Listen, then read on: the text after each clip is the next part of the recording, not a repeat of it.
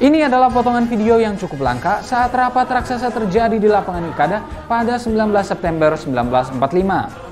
Jika kita balik lagi ke awal video, ada sosok bercelana pendek yang berjalan di samping Soekarno. Sejarawan asal Belanda Harry Pose menyebutkan bahwa sosok tersebut ia yakini sebagai Tan Malaka. Tan Malaka memang menjadi sosok yang sudah tidak asing lagi bagi orang Indonesia. Namun, pria yang dijuluki sebagai Bapak Republik Indonesia ini dianggap belum mendapatkan penghargaan yang sesuai dengan jasa-jasanya. Bukan tanpa alasan, kiprahnya yang identik dengan gerakan kiri memang membuat sosok Tan Malaka dimaknai secara negatif sekalipun ia punya jasa yang besar untuk Indonesia. Lalu seperti apa sejarah Tan Malaka ini harus dimaknai? Get your coffee and let's get it started.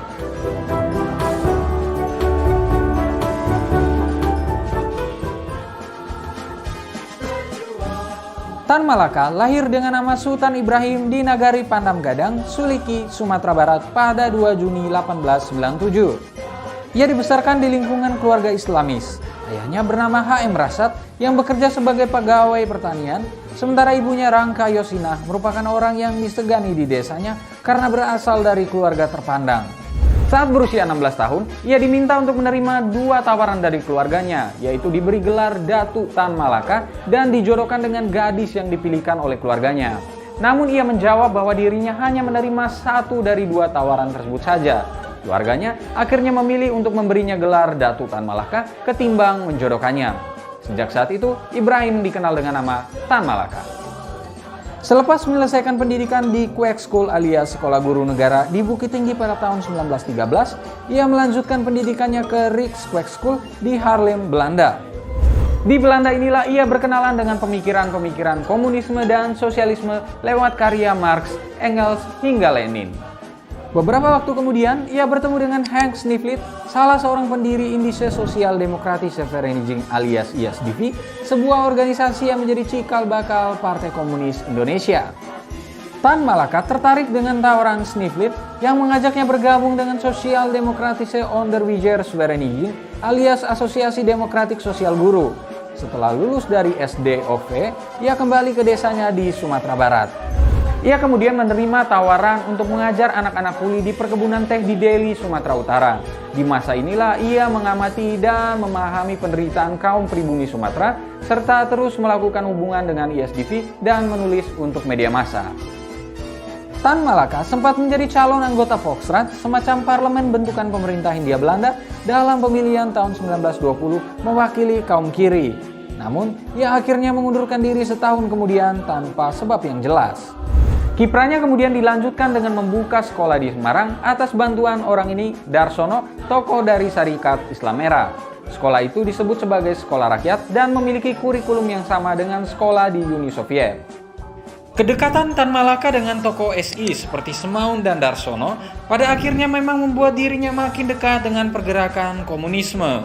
Setelah Syarikat Islam pecah menjadi SI Merah dan SI Putih, Semaun kemudian mengajak Tan Malaka untuk bergabung dengan PKI. Ia juga rajin menulis dan menerbitkan beberapa buku. Bukunya yang berjudul Parlemen atau Soviet dipublikasikan secara berseri oleh PKI. Karena sosoknya dianggap radikal, pemerintah Hindia Belanda pun menangkapnya di Bandung pada Februari 1922. Ia kemudian hendak dibuang ke Kupang, namun meminta untuk diasingkan ke Belanda. Di Belanda, ia bergabung dengan Communist Party of the Netherlands atau CPN dengan motif untuk membawa isu kemerdekaan Indonesia di dalamnya.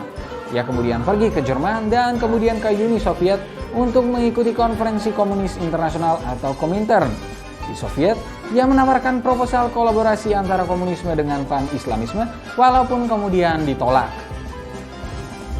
Selama beberapa tahun, Tan Malaka aktif sebagai agen Komintern Biro Timur dan bahkan sempat menjadi perwakilan Komintern Asia Tenggara.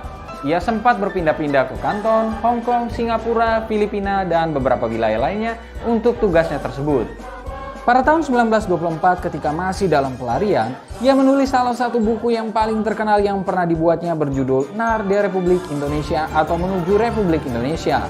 Buku ini dianggap sebagai karya yang fenomenal dan melampaui zamannya karena sudah membicarakan tentang bentuk negara Indonesia sebagai republik.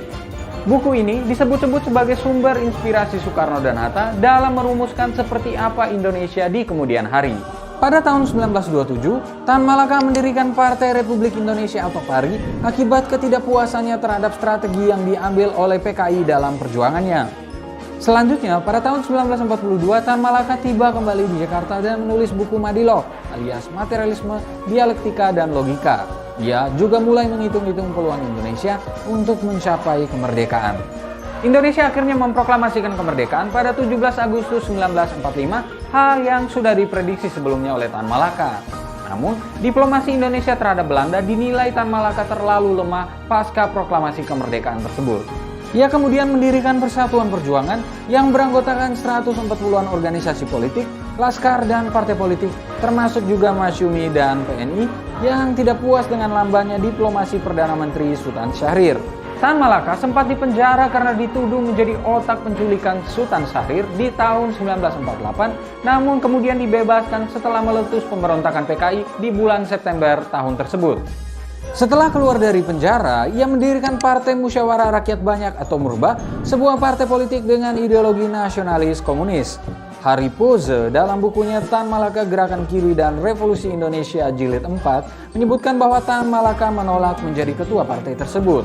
Ia kemudian masih terus rutin mengecam politik diplomasi yang dijalankan oleh Soekarno-Hatta yang ia sebut telah menyia-nyiakan hak-hak mereka sebagai pemimpin. Akibatnya, propaganda Tan Malaka yang anti politik diplomasi Soekarno-Hatta dianggap sebagai ancaman. Gerakannya dianggap oleh beberapa pihak mesti ditumpas. Dalam gerilya menyusuri Gunung Wilis di Selo Panggung, Kediri, Tan Malaka ditangkap oleh Letnan II Sukoco dari Batalion Sikatan Divisi Brawijaya. Pada 21 Februari 1949, ia dieksekusi mati di Kediri oleh Suradi Tekebek, orang yang diberi tugas Sukoco. Kematiannya tanpa dibuatkan laporan maupun pemeriksaan lebih lanjut. Bahkan, Harry Poze menyebutkan bahwa hal itu dirahasiakan selama bertahun-tahun. Pada tahun 1963, Soekarno memberikan gelar pahlawan nasional untuk Tan Malaka. Walaupun demikian, makamnya baru dipindahkan secara simbolik ke Sumatera Barat pada tahun 2017. Warisan Tan Malaka sangat besar untuk negara ini. Ialah yang pertama kali memperkenalkan gagasan Republik Indonesia. Ia juga akan dikenang sebagai pejuang yang berani dan berjiwa sosial. Ia pernah dipenjara sebanyak kurang lebih 13 kali, dikejar oleh polisi rahasia di 11 negara dan 2 benua, memiliki 23 nama samaran, dan hidup 20 tahun dalam pelarian.